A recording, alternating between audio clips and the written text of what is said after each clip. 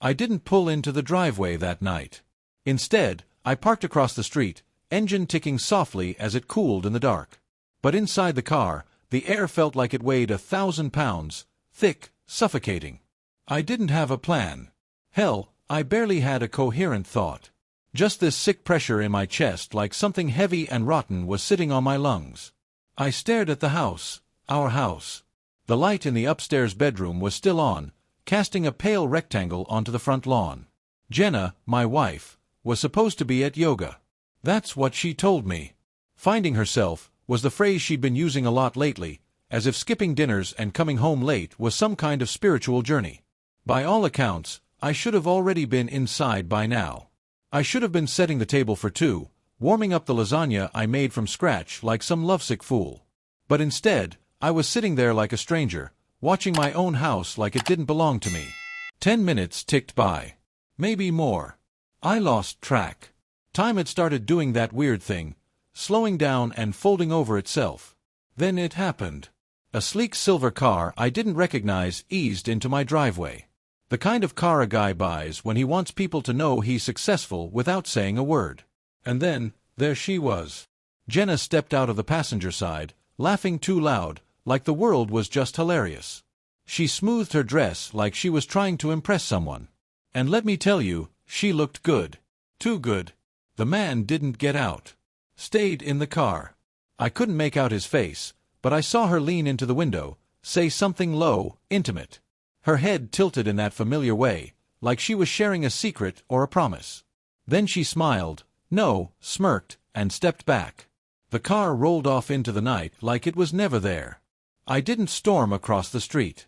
I didn't scream or confront her like in some movie. I waited. I needed to know what kind of lies she was going to feed me first.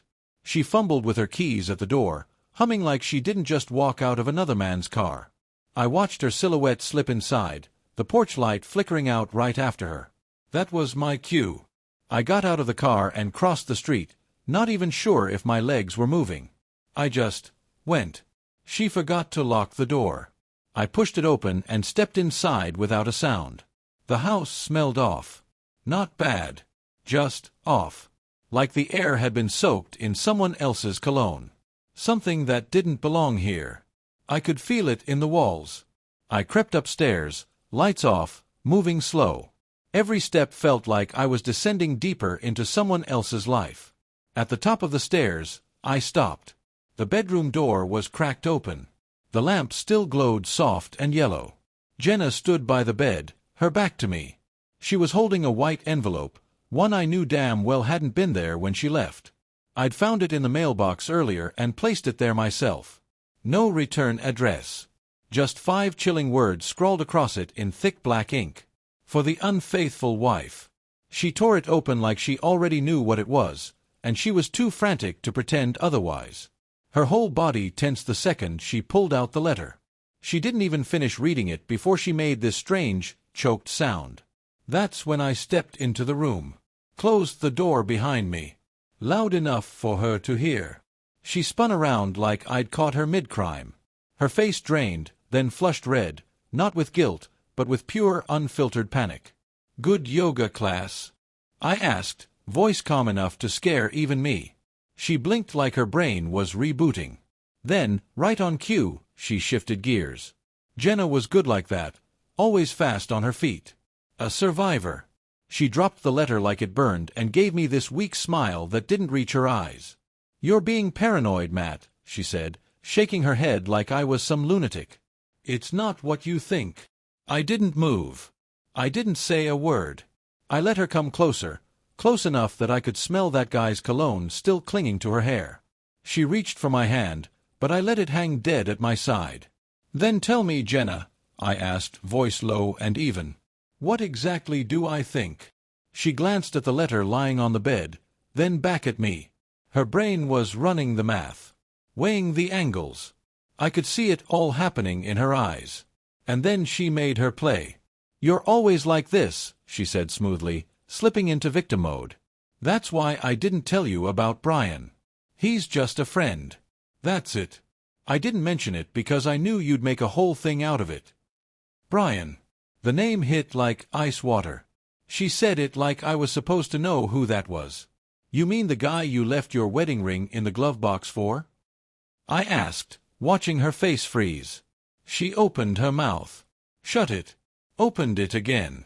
I take it off for yoga, she lied, quick and clean. In your car? I asked. You haven't been to yoga in weeks, Jenna. The silence after that was heavy, like all the air had been sucked out of the room. And that was just the beginning. Her expression shifted. That carefully built mask she always wore cracked just enough for the real her to peek through, cold, calculating, vicious beneath the gloss. She stopped pretending. The lies weren't working, and she knew it. You're boring, Matt, she said, her voice suddenly sharp, like a knife slipping under skin. You work your stupid job, cook your little dinners, and think that's enough to keep me interested? I flinched, barely. The world felt like it tilted for a second, and I had to brace myself against the doorframe. She kept going. God, you're so naive. It didn't even sound angry anymore, just cruel. Detached. Like she wasn't talking to her husband, but some stranger she'd grown tired of. I don't owe you anything, she snapped, like she had every right to humiliate me. You think just because you put a ring on my finger, I'm supposed to hand you my life? Grow up. I couldn't even recognize her voice anymore. I didn't recognize the woman standing in front of me. Maybe I never really knew her in the first place. I bent down, picked up the letter, and held it out to her. Her hand trembled slightly as she took it, eyes flicking down like it might bite her. Finish reading it, I said. You missed the best part. And she did. Her fingers shook as she unfolded it, and for the first time that night, I saw something break through her polished surface. Real fear. Not shame. Not regret. Just pure, gut-level panic. She skimmed the words, and her pupils went wide, like they were swallowing the rest of her. She stopped breathing for a second. Then, like the truth burned too hot to hold, she crumpled the paper in her hand and spun back toward me, face twisted with rage. Where did you get this? She hissed, voice low, dangerous. I didn't answer. I didn't need to. She knew the game had shifted. It wasn't about covering up anymore. It was about control. And for the first time, she realized she didn't have it. You seriously believe some anonymous letter over your own wife? She barked, throwing the balled-up page at my chest. People lie, Matt. They're jealous. They twist things because they can't stand to see other people happy. I let the paper fall to the floor like it didn't matter, because at that point, it didn't. I'd already seen everything I needed. I believe what I see, I said, calm. Too calm. She laughed, a hollow, ugly sound that bounced off the bedroom walls. Then she turned away from me, pacing the room like a wild animal that didn't know where to run. I made one mistake, she snarled, whipping back around to face me. One. And you're acting like I murdered someone. One. I asked, eyebrows raised. So Brian's the only one? And just like that, she froze. It lasted maybe a second. Maybe less. But it was enough. That silence between us filled with everything she didn't say. Every look. Every lie. Every little omission that now screamed at full volume in my head. She bit her bottom lip, a habit I'd seen 100 times when she was lying about something stupid. But this wasn't stupid. This was different. Bigger. And the truth of it was showing all over her face. You don't get to interrogate me, she finally said, voice low and cold. You're not perfect either. I actually laughed. It came out bitter and sharp. Really? Enlighten me. What's my crime, Jenna? Working 2 jobs so you could chase your dream boutique? Picking up your slack while you went out to find yourself? Being the one thing in this house that never failed you? You're suffocating, she screamed, her voice cracking. You think being stable and nice makes you some kind of hero? You have no idea how dead you make me feel. And there it was. The real reason. Not some affair. Not some oops moment. She wanted destruction. She wanted to watch everything burn down around her, because that's what made her feel alive. I stepped forward. She didn't move. Her chin tilted up, defiant, but her eyes were glassy, full of something too twisted to call sadness. Not sorrow. Not remorse. Just fury at being caught. "You could have left," I whispered. "You didn't have to lie. You didn't have to turn this into a damn performance." She smirked, that same cruel smirk she gave the man in the car. "Oh, please," she said, folding her arms. "Leave. And give up the house, the car, the easy life you handed me? You really think I stayed because I loved you?" Her words hit harder than anything she'd said before. "You stayed because it was easy," I murmured. "Exactly," she said, her voice flat. "Congratulations, Sherlock. It should have ended there. But Jenna, she never walked away clean. She always had to twist the knife. By the way," she added, flipping her hair over her shoulder like this was all just a bad soap opera, "Brian's not the only one. He's just the only one you were smart enough to catch." She stood there waiting for the explosion, for the breakdown, for me to do something that would make her feel powerful again. But I didn't move. I didn't give her that. I just looked at her, really looked at her. And something in me let go. The last thread. The final illusion. Gone. "You don't get to be the victim here," she said suddenly, too loud, too forced. "You're not some saint." I stepped closer. She backed up until her knees hit the edge of the bed. I didn't lay a hand on her. I didn't have to. "You're right," I said, my voice even. "I'm not a saint. But you're not even a person anymore." She flinched. Not out of fear, but because it was true. She stared at me for a second like she didn't know whether to scream or cry. Her lips parted like she was about to say something, but all that came out was that same fury, hot, wild, desperate. "You'll never find anyone better than me," she spat, her voice cracking under the weight of her own rage. "You'll miss me every damn day." I didn't argue. I didn't yell. I just smiled. Not out of spite. Not to be cruel. Just sad. Because for the first time since everything blew up, I knew she was wrong. I wouldn't miss her.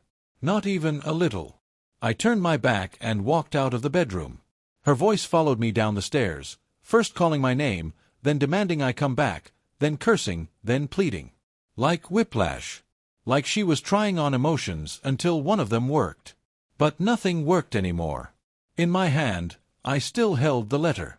The same one she crumpled and threw. And at the very bottom of it, in tiny, tight handwriting, was a second line I hadn't seen until now. "You deserve to know everything. Meet me tomorrow night." No name. No signature. Just a location and a promise. Or maybe a threat. I got in my car, the letter lying like a ghost on the passenger seat, and I just started driving. No direction. No destination. I just needed to get away from the wreckage. City lights bled past me like smeared paint, red, yellow, white. None of it meant anything. Every turn, every stoplight, I kept thinking about that letter. Who wrote it? How did they know? What else were they about to tell me? I ended up in a dead-end lot behind an abandoned strip mall, just sitting there with the engine off, staring at nothing. The windshield was dirty, fogged up, and still I kept looking through it, like the answers were just beyond the grime. Eventually, I unfolded the letter again, rereading that last line like it might suddenly change. "You deserve to know everything." That stuck with me. Because this wasn't just about Jenna and Brian. This wasn't just infidelity. This felt like something darker, deeper. Like I'd only scratched the surface of what she'd really been hiding. I stayed out all night, never going back to the house. Didn't answer her texts, there were dozens of them, flipping from begging to accusing like she couldn't decide what mask to wear. I checked into a cheap motel just outside of town the next morning. One of those run-down joints where the carpet smells like old water and despair. Didn't matter. I wasn't there to sleep. I sat on the bed with the letter in my hand, staring at it, rereading every word, flipping it over again and again, waiting for night to come. Waiting for answers. On the back, scribbled in faint pencil, were instructions. Riley's Diner. 9 p.m. Booth by the window. I knew the place. Everybody in town knew it. It was one of those old-school diners that hadn't changed since the 80s. Burnt coffee smell, cracked vinyl booths, that humming neon sign that never fully worked. At 8:45 p.m., I pulled into the parking lot. The diner looked exactly like it always did. Half-lit sign buzzing above the door, windows fogged up, a waitress wiping down tables inside like she was counting the minutes until her shift ended. Only one booth by the window was occupied. A cup of black coffee sat on the table, steam still rising from it. No one was in the seat across from it. I slid into the booth, heart beating way too hard for how calm I was pretending to be. My palms were damp. My mouth was dry. Every second felt like it stretched just a little too long. Then, right on time, 9 o'clock sharp, the bell over the door jingled. And she walked in. Not Jenna. This woman was younger, maybe late 20s. Wore a worn denim jacket and jeans with ripped knees. Her dark hair was pulled back into a messy bun. She wasn't polished. She wasn't fake. She looked like someone who had nothing to prove. And her eyes, God, those eyes.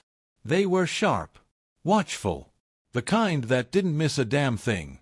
She spotted me instantly and walked straight over, sliding into the seat across from me without asking. "You're Matt," she said. Not a question. A statement. I nodded. Could barely find my voice. She pushed a manila envelope across the table toward me. "You don't know me," she said, "but I know your wife." I stared at the envelope like it might explode. "Who are you?" I finally managed to ask. Her smile was small, dry, completely humorless.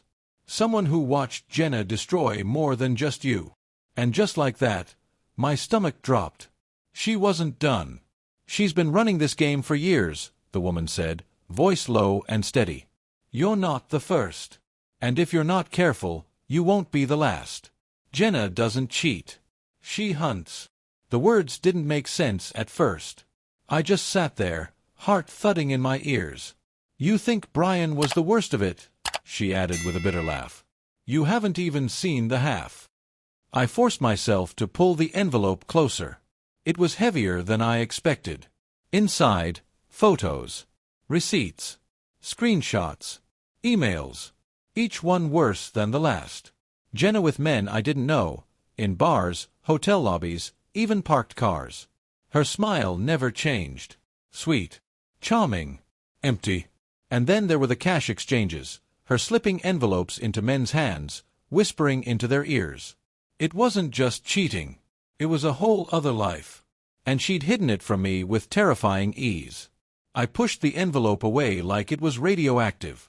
My hands were shaking, but I tried not to let it show. "She's not loyal to anyone," the woman across from me said. "Not even to herself." I leaned back, dizzy. The walls of the diner suddenly felt too tight, like they were closing in. "Why?" I asked. "Why are you telling me this?" She tilted her head, studying me, like she was deciding whether or not I deserved the truth. "Because you're the only one dumb enough to still believe she can be saved," she said. "And because you deserve to see how deep the knife really goes before you decide what to do next." Before I could respond, she slid out of the booth, tossed a couple bucks on the table for the coffee she never touched, and said over her shoulder, "Good luck, Matt." Then she walked out into the night, disappearing just like that. I sat there long after she was gone, the envelope still in front of me, heavy with everything I didn't want to know but couldn't ignore anymore. When I finally made it back to the motel, I spread everything out on the bed under that sickly yellow light. Photos, emails, receipts, all of it. At first, it was the pictures that gutted me. Jenna in bars. Jenna getting into strange cars. Jenna laughing with a man twice her age while holding a fat envelope of cash in one hand, and her wedding ring dangling from the other like it meant nothing. But that wasn't the worst part. It was the emails. She wasn't just sleeping with these guys. She was targeting them, grooming them.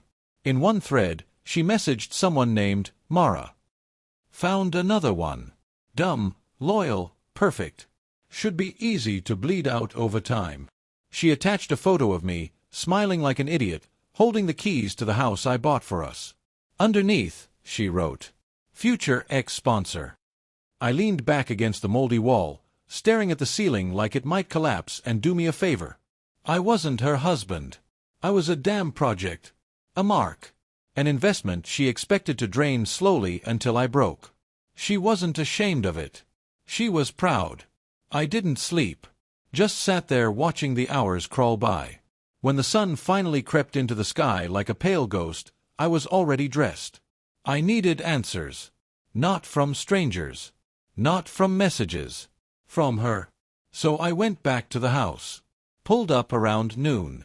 The lawn was spotless, the flowers in bloom like she'd suddenly decided to care. The porch was clean. The whole place looked like something out of a magazine. It made me sick. Her car was there. Of course it was. My hands didn't shake when I unlocked the door. I wasn't afraid. I wasn't even angry anymore. I was something colder. Inside, everything was too quiet.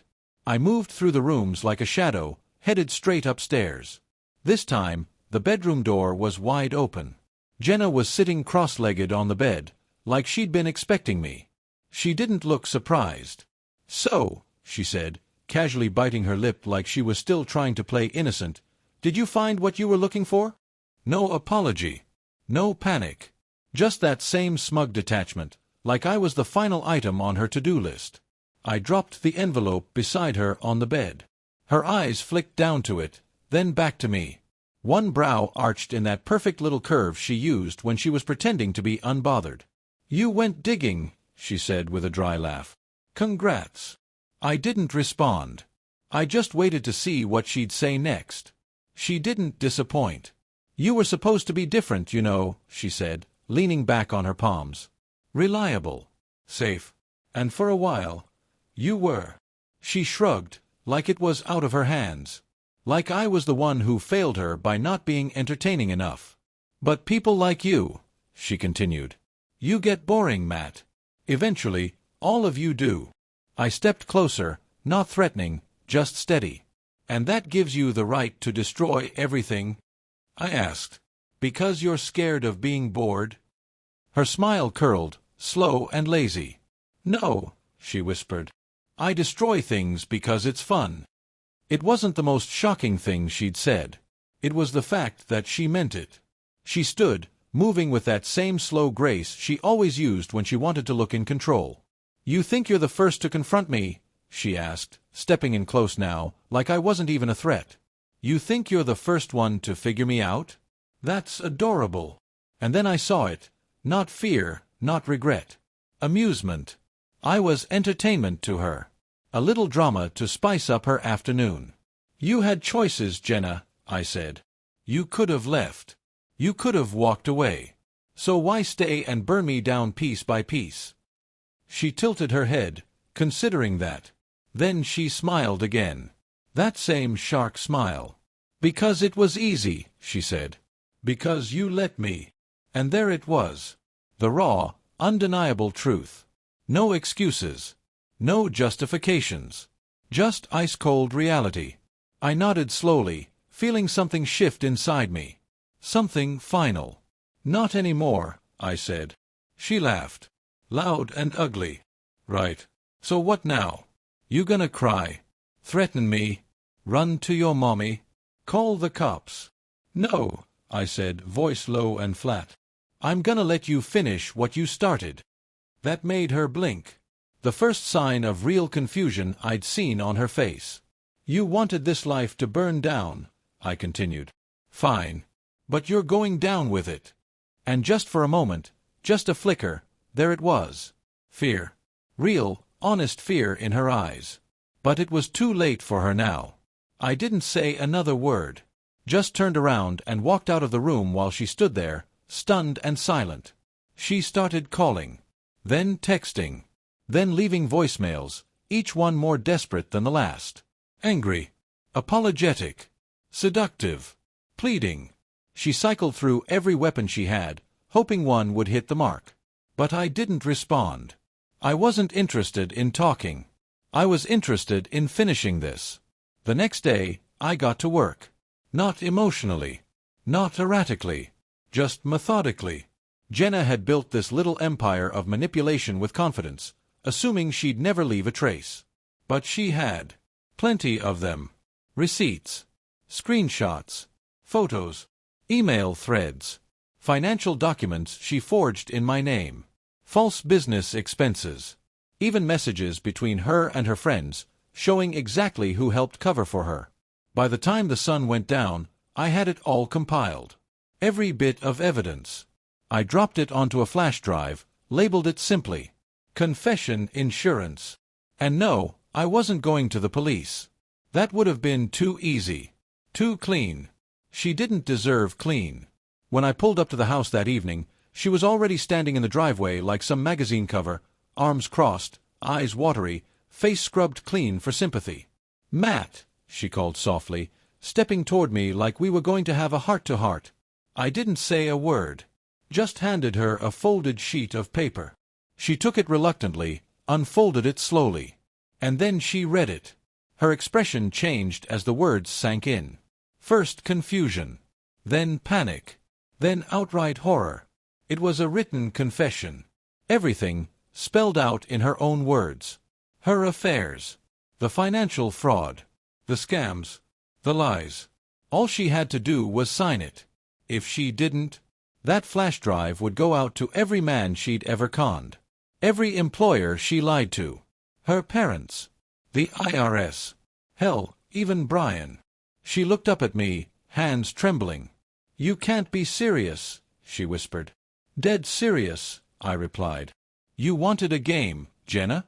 Here's the final round." She tried to argue. Then tried to seduce. Then tried to cry. Then rage. She went through every trick in the book, like someone drowning, grabbing at anything that might float. But I didn't move. I didn't waver. And finally, she broke. With shaking hands, she picked up the pen and signed. Not because she regretted anything, but because she was cornered. Because she knew she lost. I took the paper, folded it neatly, and slid it into my jacket. She stood there, mascara streaking down her cheeks, breathing hard like she'd just run a marathon. "So what now?" she snapped, voice shredded and raw. "You gonna kick me out? Parade your little victory?" I shook my head, a small smile playing at the corner of my mouth.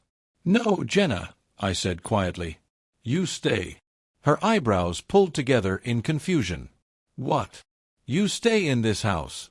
And you live with the knowledge that you're trapped here. That everything you built on lies has turned to ash, and you don't get to escape it." She blinked, backing up like I'd slapped her. "And when you're finally ready to leave," I added, turning back toward the car, "you leave with nothing. Not the car. Not the cash. Not your fake reputation. You leave with exactly what you deserve." She just stood there, shaking, trying to find her footing while the world she built collapsed around her. And I got in my car and drove off, leaving her standing there alone, under the porch light of the life she no longer controlled. Jenna always thought she was the one pulling the strings. She never realized she was just a tangled puppet waiting for someone to finally cut the cord. I thought that would be the end. But I underestimated her. 2 days later, she started Act 2 of her little performance. If she couldn't win with charm or rage, she'd try to win with chaos. It started small, petty sabotage. My laptop mysteriously cracked. Important documents ruined. A smashed mug. Misplaced keys. Then the dramatic sighs every time we crossed paths in the hallway. The whispered jabs just loud enough for me to hear. "You ruined everything," she'd hiss as she brushed past me. I ignored it all. Every word. Every stunt. Because it only proved one thing. She didn't know how to lose. And she especially didn't know how to lose quietly. When silence didn't get the reaction she wanted, she escalated. One night, I came home to find her sitting on the living room floor, her jewelry box dumped out like a crime scene. Tears smeared her mascara. She looked up at me with wild red eyes. "You're punishing me," she whimpered. "You're enjoying this, aren't you?" I just stared at her, at the glittering mess on the floor, the photo frames knocked over, the broken necklace in her hand. "No," I said simply. "You punished yourself. I'm just letting you sit in it." She screamed, an unhinged, animal sound, and hurled a framed photo across the room. It shattered against the wall. I didn't flinch. I just stepped over the glass and went upstairs. She wanted a reaction. A fight. Drama. But I wasn't giving her that anymore. The days that followed felt like a quiet war. No yelling, no physical fights, just cold glances and calculated silence. Jenna kept swinging between venom and fake apologies, like she couldn't decide whether to seduce me or burn the house down. I didn't respond. I focused on what mattered. I closed our joint accounts, transferred the house into my name, paperwork I had started the second she signed the confession. I started boxing up anything that held actual meaning. My grandfather's watch, family albums, books she hated because they reminded me of who I was before her. She watched me pack. Every day. One morning, she stood in the doorway, arms folded, blocking the light. "You think being cold makes you strong?" she asked, eyes narrow. "You think you win just because you don't cry?" I looked her in the eye for the first time in days. "No," I said. "Being cold is what makes me free." And that shook her. I could see it. But she wasn't done. A few nights later, I came home late, on purpose. I moved quietly. Something about the house felt off. Upstairs, I heard soft rustling. Not panic. Not clumsy. Careful. I crept up and found her crouched in our closet, crowbar in hand, trying to break into the safe she never cared about before, probably hoping she'd find something valuable to take with her. "Looking for an escape plan?" I asked, calm as ice. She jumped, dropping the crowbar with a yelp, then scrambled back like I was about to attack her. "You can't keep me prisoner," she screamed. I laughed, dry, humorless. "You're not a prisoner, Jenna," I said. "You're just exactly where you belong." She stared at me with something I hadn't seen before, hatred so raw it made her look like someone else. Not a wife. Not a woman. A cornered animal. "You'll regret this," she whispered, her voice low and poisonous. "You think you're in control, but you're just another idiot who thought he was smarter than me." I stepped forward, towering over her. "No, Jenna," I said, voice barely above a whisper. "I don't think I'm smarter than you." "I know I am." She shoved past me, slamming the door behind her. And I stood there, alone, knowing the game was finally over. The next morning was different. Still. Too still. I got up before the sun and listened. No footsteps. No whispered curses. No slamming drawers. Just silence. For a second, I let myself hope maybe she'd finally left. Packed her things in the night and vanished. But I knew her too well for that. Jenna didn't vanish quietly. I went downstairs, and the kitchen told me everything. Cabinets open. Dishes shattered on the floor. Food smeared everywhere like a toddler tantrum. And right there, placed dead center on the counter, was her wedding ring. Next to it, 2 wine glasses. One knocked over. One standing. Pinned beneath the ring was a note in her sharp, dramatic handwriting. "You deserve to be alone." I stared at it for a long time. Not angry. Not sad. Just done. She wasn't trying to hurt me anymore. She wanted to haunt me. To burn her memory into the floorboards. But she was already fading. I picked up the ring and the note, tossed them in the trash, and didn't look back. I thought that was the end. But at noon, there was a knock at the door. Not hers. I would have known that sound anywhere. This one was heavy. Steady. I opened it to find a man in his 30s. Business casual, tired eyes. Looked like someone who hadn't slept in a while. "Caleb Pierce," he said. "Private investigator. I'm here about Jenna Walker." Walker. Her maiden name. I let him in. We sat at the kitchen table, still surrounded by the wreckage she left behind, and he didn't even blink at the mess. "You're not the only one she's tangled up with," he said, sliding a slim file across the table. "Multiple clients hired me to track her.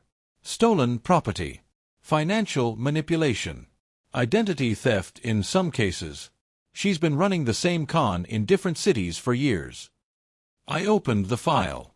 New photos. Worse ones. Jenna forging documents. Stealing from men. Walking out of hotels with watches and wallets. A professional. "You're lucky," Caleb said. "You caught it early." I almost laughed. "Early? This is just a heads up," he added. "You deserve to know the full story. Most men don't find out until they've lost everything." He slid a small card across the table. No name. Just a number. "If she comes back," he said, standing, "call me." I watched him drive away without saying a word. And when he was gone, I started cleaning. Not tidying. Purging. I filled trash bags with her clothes, her perfume, her notes, her smile in photo frames. Not out of anger. Out of necessity. The house still reeked of her. I opened every window, let the cold wind scrape her memory from the walls. Jenna didn't break me. She freed me. I thought that was it. I thought once I removed her from the house, I'd removed her from my life. But she wasn't built to leave anything clean behind. 2 nights later, a knock. Soft. Hesitant. Pitiful. I didn't move. But it came again. I opened the door slowly, already knowing. There she was. Soaked from the rain, hair plastered to her face, makeup running down her cheeks, a duffel bag clutched in her hand like she'd returned from war. "Matt," she whispered. "Please." I leaned against the doorframe. "Please what?" She took a shaky step forward. "I made mistakes. I was scared. I didn't know how to fix it. I have nowhere else to go." That was the truth.